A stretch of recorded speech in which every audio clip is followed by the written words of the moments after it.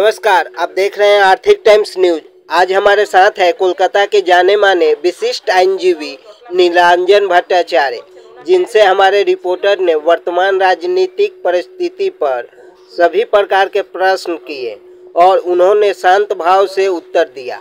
आइए देखते हैं हमारे रिपोर्टर के साथ विशिष्ट आईनजीवी नीलांजन भट्टाचार्य का एक्सक्लूसिव इंटरव्यू। সবথেকে বড় কথা হচ্ছে বাংলার মুখ্যমন্ত্রী একজন মহিলা হয়ে আজ দীর্ঘ 10 দিন হতে চলল অনুব্রত মণ্ডলকে অ্যারেস্ট না করে উল্টে তাকে প্রশ্রয় দিচ্ছেন। এটা বাংলার মানুষ হিসেবে আমাদের অত্যন্ত লজ্জার জায়গা। যে অডিও ক্লিপের কথা ভাইরাল হওয়ার কথা বলা হয়েছে সেটা যদি প্রমাণিত হয় বা হয়েছে, তাহলে বিজেপির কাছে এই ক্লিপটা সুকান্ত মজুমদারের কাছে গেল কি করে? তাহলে কি কোথাও একটা নেগলেসিভ ব্যাপার থেকে যাচ্ছে? দেখুন, ওনার কাছে কীভাবে গেল আমি বলতে পারবো না, বাট মানে যারা পুলিশের লোকজন আছে তারাও তো তিতিবিরক্ত।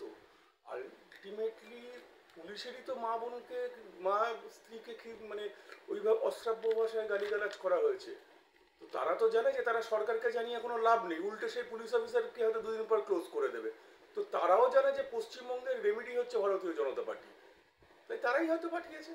তাহলে যেখানে বিজেপি বলছে প্রশাসন দলদাসে পরিণত হয়েছে এবং উল্টো দিকে যখন শাসক বলছে না পুলিশের কাজ করছে, তাহলে কোনটাকে মানুষ অ্যাকসেপ্ট করবে, দলদাসকে না পুলিশের এই মানে মতবিরোধটা কিভাবে তৈরি হচ্ছে? বিজেপি কি বললো এটা কোনো ম্যাটার করে না।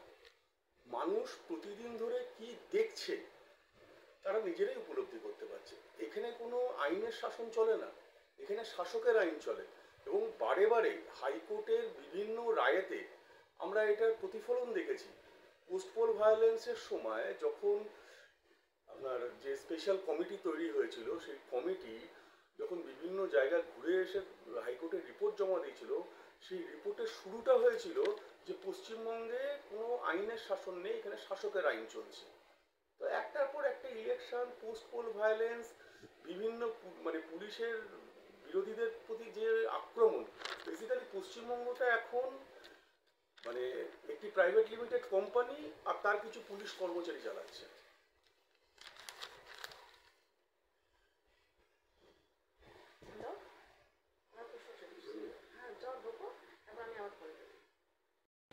যখন মারা গেছিল এবং মাননীয় প্রধানমন্ত্রী সিঁদুর অপারেশন করেছিল, কিন্তু দেখা গেছে যে বিজেপির কোনো মন্ত্রী তখন বলেছিল যে সন্ত্রাসবাদীর বোন হিসেবে তাকে আখ্যা দিয়েছিল।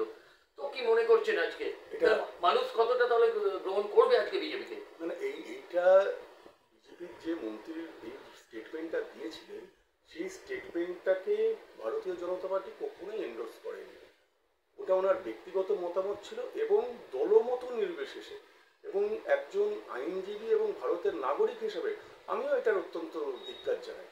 তাহলে কি বলবেন আজকে যেখানে যেখানে আপনার অখিলগিরি মাননীয় রাষ্ট্রপতি দ্রৌপদী মুর্মুকে একটি অশ্লীল কথা বলেছিল এবং দলের রোষের মুখে পড়তে হয়েছে, তার মন্ত্রিত্ব পর্যন্ত কেড়ে নেওয়া হয়েছে, সেখানে দাঁড়িয়ে এই সময় বর্তমান রাজনীতিতে 2026 যেখানে বিধানসভা নির্বাচন, যেখানে সিঁদুর অপারেশন করে এতটা মাইলেজ মাননীয় প্রধানমন্ত্রী পেয়েছেন এবং দেশকে সুরক্ষা রেখেছেন, সেখানে এই মন্ত্রীর কেন কোনো শাস্তি হলো না?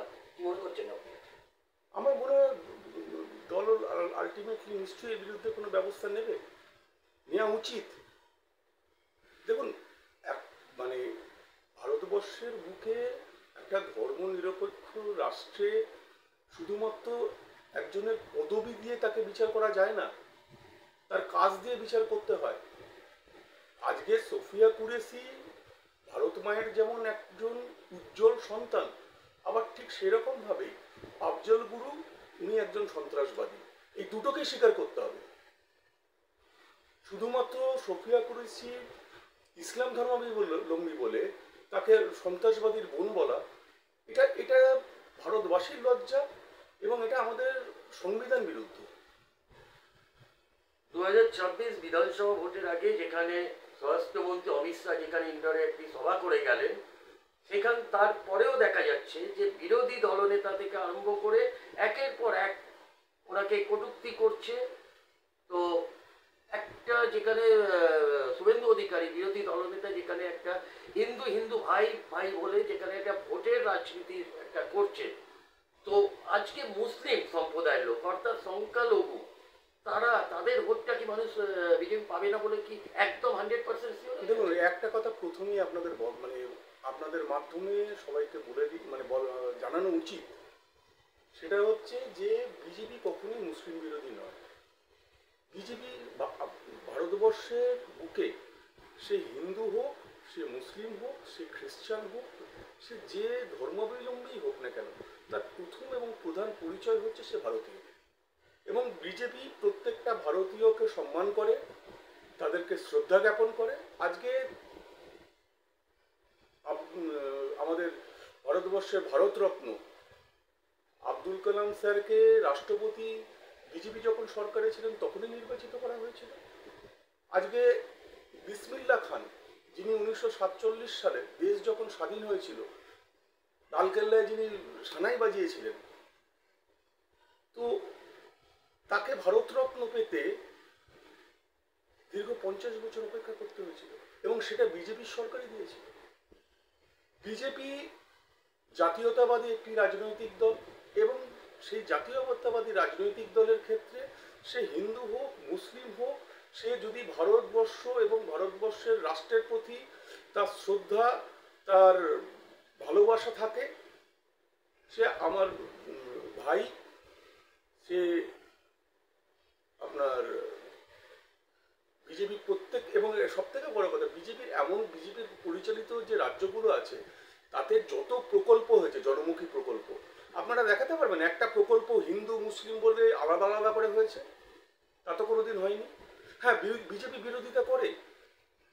যে মুসলিম ব্যক্তি ভারতের বুকে পাকিস্তানের পতাকা নিয়ে নাচে, যে মুসলিম ব্যক্তি ভারতের সন্ত্রাসবাদকে প্রভোগ করে, প্রতিবেশী রাষ্ট্র থেকে যে সমস্ত অনুপ্রবেশকারীরা দেশে ঢুকছে তার প্রতিবাদ করে বিজেপি রোহিঙ্গাদের বিরুদ্ধে।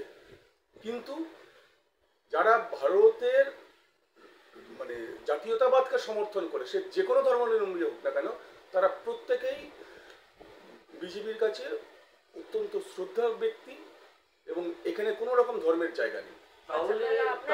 তাহলে আপনার মনে কেন হচ্ছে না যে আজকে যেভাবে আজকে হিন্দু হিন্দু বলে একটা ভোট বাক্সের একটা অঙ্ক বাড়ানোর চেষ্টা হচ্ছে, তাহলে মুসলিমরা তাহলে কোথায় যাবে? এখানে হিন্দু হিন্দু বলে কোনো ভোটের ব্যাপার নেই।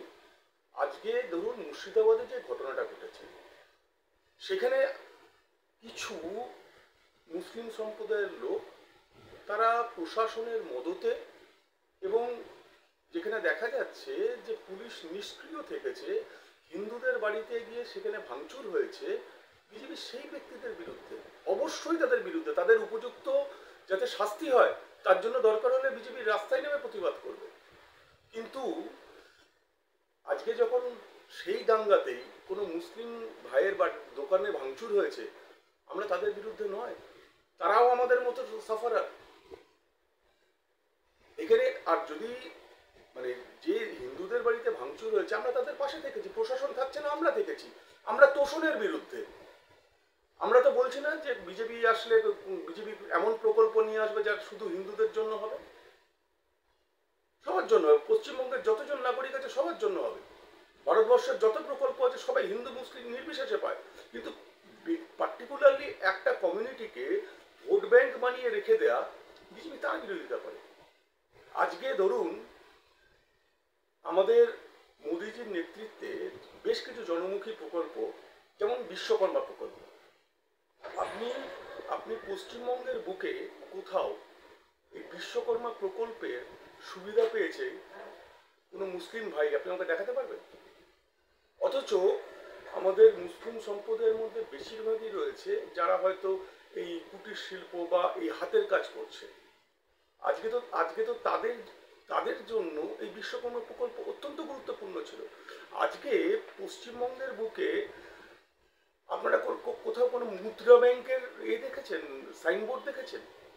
আজকে যে সমস্ত মুসলিম ভাইয়েরা, আমি হাওড়া জেলায় থাকি, আমার হাওড়া জেলাতে প্রচুর লোক আছে যারা দর্জির কাজ করে, যারা জরির কাজ করে, তো আজকে তাদের জন্য যদি বিশ্বকর্মা প্রকল্প তারা সুবিধাটা পায়, তারা প্রপার ট্রেনিং পায়, তারা যদি মুদ্রা ব্যাংক থেকে, এবং মুদ্রা ব্যাংকের যে লোনটা আছে সেই লোনটাও হচ্ছে উইদাউট এনি সিকিউরিটি, তাহলে সেই মুসলিম ব্যক্তিটি সে তো আজকে সেই সুবিধাটা পেতে পারে, সেটা হিন্দুও পেতে পারে, মুসলিমও পেতে পারে। কিন্তু সেইটা না করে, তাদের প্রকৃত উন্নয়নটা না করে, তাদেরকে একরকম তোষণের রাজনীতি করছে এই বর্তমান রাজ্য সরকার। আমরা তার বিরোধিতা করছি। আচ্ছা, আপনার প্রসঙ্গ থেকেই বলি, আপনি বললেন কেন্দ্রীয় সরকার জনমুখী প্রকল্প করেছে, রাজ্যের সরকারও অনেক জনমুখী প্রকল্প করেছে এবং সেটা গ্রাম পঞ্চায়েত থেকে শুরু করে আরো বিস্তারিত জায়গায় এলাকায় সব জায়গায় পৌঁছেছে। তো আপনার কি মনে হয় 2026-এ বাংলার যে জনমুখী প্রকল্পগুলো সেইগুলোতে বেস করে কতটা ভোটে এগোতে পারবে, বা এই যে লক্ষ্মীর ভান্ডার বা এই যে বৃদ্ধ ভাতা বা এই যে সাইকেল সাথী যাই যেই জনমুখী প্রকল্পগুলো আছে কতটা লাভবান হতে পারে? দেখুন, জনমুখী প্রকল্প সেটা রাজ্যের হোক বা কেন্দ্রের হোক, সেটা যদি জনগণের কাজে আসে অবশ্যই সেটা সেই রাজনৈতিক দলের ক্ষেত্রে একটা মাইলেজ ক্যারি করে। কিন্তু এটা ভারতীয় জনতা পার্টির যারা কর্মী আছে তাদেরকে মানুষের কাছে গিয়ে বোঝাতে হবে যে পশ্চিমবঙ্গের যে জনমুখী প্রকল্পগুলো রয়েছে সেগুলো বেশিরভাগই কিন্তু স্টিকার মারা প্রকল্প। মানে কেন্দ্রীয় সরকার একটা প্রকল্প চালু করলো, প্রধানমন্ত্রী আবাস যোজনা, পশ্চিমবঙ্গটার নাম হয়ে গেল বাংলার আবাস, ভিএলই, ভিলেজ লেভেল এন্টারপ্রেনারশিপ, সেইটা পশ্চিমবঙ্গে হয়ে গেল বাংলা সহায়তা কেন্দ্র। তো এইরকম ভাবে স্টিকার দিয়ে দিয়ে এই প্রকল্পগুলো চলছে, এবং যখন কেন্দ্রীয় সরকার সেই প্রকল্পের যে টাকাগুলো রাজ্যকে দেয়া হচ্ছে তার হিসাব চাওয়া হচ্ছে, তার কিন্তু কোনো হিসাব দিতে পারছে না, যার জন্য বহু প্রকল্প কেন্দ্রীয় সরকার তার অনুদান দেয়া বন্ধ করে দিয়েছে, বা সেই বন্ধ করার মতো বিভিন্ন এক্সপ্লেনেশন চাইছে। রাজ্য সরকার সেই উত্তরগুলো না দিয়ে মানুষের কাছে গিয়ে ভুল বোঝাচ্ছে যে কেন্দ্র টাকা দিচ্ছে না।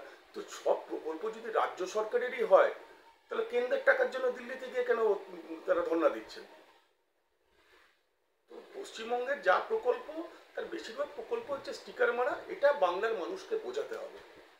2026-এ ক্ষমতা এলে বিরোধী দলনেতা বলছে 3000 টাকা করে আপনার লক্ষ্মী ভান্ডার দেবে, তাহলে জনগণকে তাহলে কি বোঝানো হচ্ছে? না না, দেখুন, আজকে লক্ষ্মীর ভান্ডার জনমুখী প্রকল্প, এটাতে তো মানুষের যে উপকার হচ্ছে এটা তো আপনি অস্বীকার করতে পারবেন না। বিভিন্ন রাজনৈতিক দল, ভারতীয় জনতা পার্টির এটা কখনোই স্ট্যান্ড ছিল না। তো এরা ছাড়া বহু বহু রাজনৈতিক, মানে বিশেষ করে বামপন্থীরা, তারা এই লক্ষ্মীর ভান্ডারকে নিয়ে অনেক কটাক্ষ করছে। কিন্তু দেখুন, যেটা সাদা সাদাকে সাদা বলতে হবে। আজকে লক্ষ্মীর ভান্ডারে পশ্চিমবঙ্গের মানুষ উপকৃত হয়েছে, এটা স্বীকার করতে হবে, এবং এটা স্বীকার করে নিয়ে আপনাকে বলতে হবে, মানে এটা স্বীকার করে নিয়ে কিন্তু আপনাদের এটাও দেখতে হবে যে এই 1000 টাকায় কি হয়। তো সেই জন্য মাননীয় বিরোধী দলনেতা বলছেন যে আমরা লক্ষ্মীর ভান্ডার প্রকল্প চালু রাখবো, কিন্তু আমরা কোয়ান্টামটা বাড়াবো। তো এটাকে তো স্বীকার করতে, এটা দেখুন, ভালোকে ভালো স্বীকার করলে কোনো ক্ষতি নেই, ভালোকে আরো ভালো করার প্রস্তাব দেওয়া উচিত। তাহলে কি মনে করছেন যে 2026-এ মানুষ ঘুরে গিয়ে তাহলে এই 3000 টাকার জন্য, এখানে এই মানুষ 3000, 2000, 5000 টাকার জন্য না, একটা কটাক্ষ করা হয়েছিল যে এই জনমুখী প্রকল্প লক্ষ্মী ভান্ডারের জন্য আজকে তৃণমূলকে ভোট দিচ্ছে আজকে সব মানুষ। তাহলে এই টাকার লোভে, মানে যে টাকা রাজ্য দিচ্ছে সেখানে রাজ্য মানে ভিখারি বলে জনগণকে এইরকমও একটা কটাক্ষ করা ওটা হয়েছিল। বামপন্থীদের স্ট্যান্ড ছিল, এটা বামপন্থীদের স্ট্যান্ড ছিল। ইভিন যখন এই চাকরির 26,000 চাকরিহারাদের যখন ব্যাপারটা সামনে এলো, তখনও তারা বলেছিল যে ছেলের ভবিষ্যতের কথা চিন্তা না করে মায়েরা লক্ষ্মীর ভান্ডার দিচ্ছে। কিন্তু বিষয়টা সেখানে না, বিষয়টা হচ্ছে পশ্চিমবঙ্গের মানুষকে এতটা লোভী ভাববেন না, তারা যথেষ্ট রাজনৈতিকভাবে সচেতন। তাই 2000, 3000, 5000-এর জন্য ভোটে ম্যাটার করবে না। ভোটে ম্যাটার করবে কোথায়? আজকে একটা মানুষের বেঁচে থাকার জন্য বেসিক নিড কি? খাদ্য, শিক্ষা, আপনার স্বাস্থ্য। তারপরে চিন্তা করে দেখুন, পশ্চিমবঙ্গে খাদ্যমন্ত্রী জেলে গেছে, শিক্ষামন্ত্রী জেলে গেছে, আপনার স্বাস্থ্যের তো বেহাল দশা প্রতি মুহূর্তে আমরা দেখতে পাচ্ছি। আজকে পশ্চিমবঙ্গের শিক্ষা ব্যবস্থা শেষ। শুধুমাত্র 5,000 10,000 মানে অবৈধ নিয়োগ হয়েছে তা নয়, এবং সেই 5,000 10,000 অবৈধ নিয়োগের জন্য 26,000 উজ্জ্বল ভবিষ্যৎ তৈরি করার যারা কারিগর তাদের চাকরি গেছে, এটা বিষয় নয়। বিষয়টা হচ্ছে এই 26,000-এর জন্য পশ্চিমবঙ্গের শিক্ষা ব্যবস্থাটা ভেঙে গেছে। আজকে খাদ্যের যে কেন্দ্রীয় সরকার থেকে যে চাল পাঠানো হচ্ছে, সেই চাল বাজারে বিক্রি হয়ে যাচ্ছে, খাদ্যমন্ত্রী জেলে আছে, মানুষ দেখছে না এগুলো।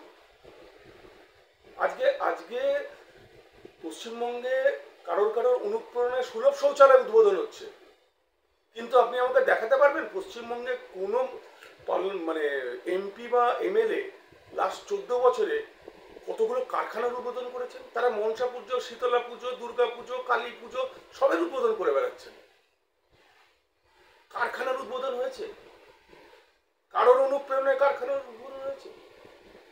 আজকে আমাদের এখানে বিজনেস সামিট হচ্ছে, বড় বড় সমস্ত শিল্পপতিরা আসছেন, সৌজন্যের খাতিরে বলে যাচ্ছে পশ্চিমবঙ্গে 20,000 কোটি 50,000 কোটি টাকার প্রকল্প হবে। 14 বছরে একটা প্রকল্প হতে দেখেছেন? বাংলার মানুষ এগুলো বোঝে না।